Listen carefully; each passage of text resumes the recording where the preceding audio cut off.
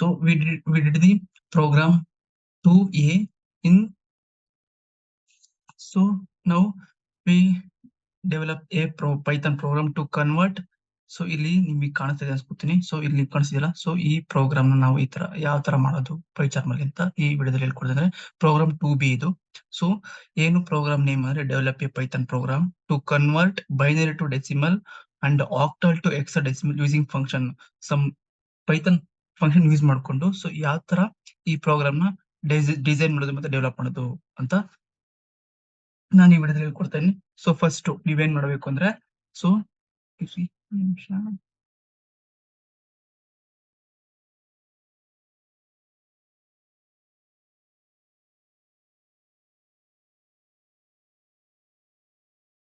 So ಒಂದು variable initialise ಮಾಡ್ಕೋಬೇಕು. ಅದೇ ಇಲ್ಲಿ decimal is equals to integer data type use ಮಾಡ್ಕೊಂಡು ಇನ್ಪುಟ್ ಫಂಕ್ಷನ್ ಇದು ಫಂಕ್ಷನ್, ಇದು ಇನ್ಪುಟ್ ಅನ್ನೋದು ಫಂಕ್ಷನ್. ಸೊ ಇನ್ಪುಟ್ ಫಂಕ್ಷನ್ ಒಳಗೆ ಒಂದು ನಂಬರ್ ಎಂಟರ್ ಮಾಡಬೇಕು. ಸೊ ನಾವು ಎಂಟರ್ ಮಾಡೋ ನಂಬರ್ ಏನಾಗಿರ್ಬೇಕು, ಅದು ಡೆಸಿಮಲ್ ಆಗಿರ್ಬೇಕು. ಸೊ ಅದಕ್ಕೋಸ್ಕರ ಡೆಸಿಮಲ್ ಅಂತ ಒಂದು ವೇರಿಯಬಲ್ ಕ್ರಿಯೇಟ್ ಮಾಡ್ಕೋದು ಕಾಣಿಸ್ತಿಲ್ಲ. ಸೊ ಈ ಡೆಸಿಮಲ್ ಅಂತ ವೇರಿಯಬಲ್ ನ ಕ್ರಿಯೇಟ್ ಮಾಡ್ಕೋತಾ ಇದೀನಿ.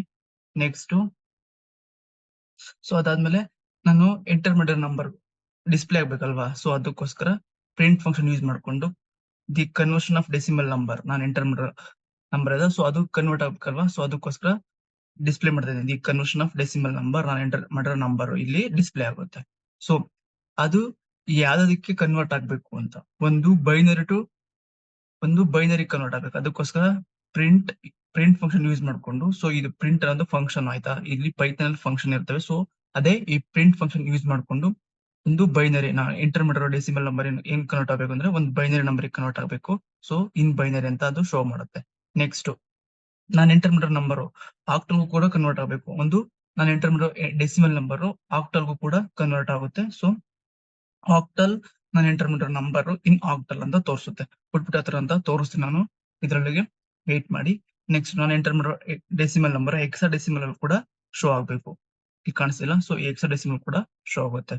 ಸೊ ಇದನ್ನ ಯಾವ ತರ ನೀವು ಮಾಡೋದು ಪ್ರೋಗ್ರಾಮ್ ನ ಅಂತ ನೋಡೋದಾದ್ರೆ, ಸೊ ನಾನು ಈ ವಿಡಿಯೋ ಡಿಸ್ಕ್ರಿಪ್ಷನ್ ಹಾಕಿರ್ತೀನಿ.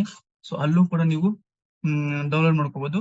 ಅಥವಾ ನನ್ನ ವೆಬ್ಸೈಟ್ ಈ ತರ ನನ್ನ ವೆಬ್ಸೈಟ್ ಇರುತ್ತಲ್ಲ, ಸೊ ಅಲ್ಲಿ ವೆಬ್ಸೈಟ್ ಹೋಗ್ಬಿಟ್ಟು ಸರ್ಚ್ ಕ್ರಿಯೇಟರ್ ವೆಬ್ಸೈಟ್ ಅಲ್ಲಿ ಬಂದ್ಬಿಟ್ಟು, ಸೊ ಇಲ್ಲಿ VTU ಅಂತ ಇದೆಯಲ್ಲ, ಇಂಜಿನಿಯರಿಂಗ್, ಇಲ್ಲಿ ಬಂದ್ಬಿಟ್ಟು computer science and engineering. So ಇದ್ರೊಳಗೆ ಫೋರ್ತ್ ಸೆಮಿಸ್ಟರ್ ಒಳಗೆ ಪೈಥಾನ್ ಪ್ರೋಗ್ರಾಮಿಂಗ್ ಅಂತ ಸಬ್ಜೆಕ್ಟ್ ಇದೆ.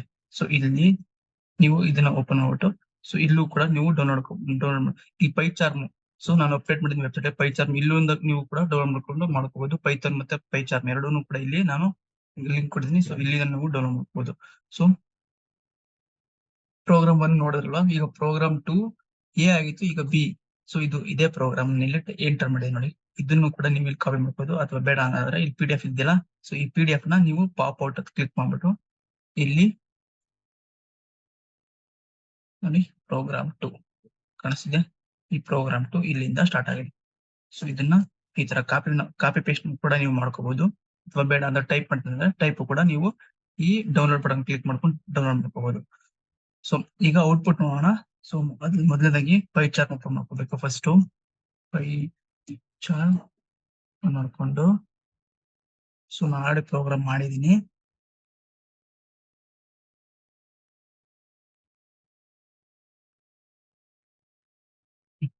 ಪ್ರೋಗ್ರಾಮ್ ನೋಡಿ ನಾನು ಆಲ್ರೆಡಿ ಮಾಡಿದೀನಿ. ಸೊ ನಾನು ಆವಾಗಲೇ ಹೇಳಿದಂಗೆ ಒಂದು ವೇರಿಯಬಲ್ ಕ್ರಿಯೇಟ್ ಡೆಸಿಮಲ್ ಅಂತ.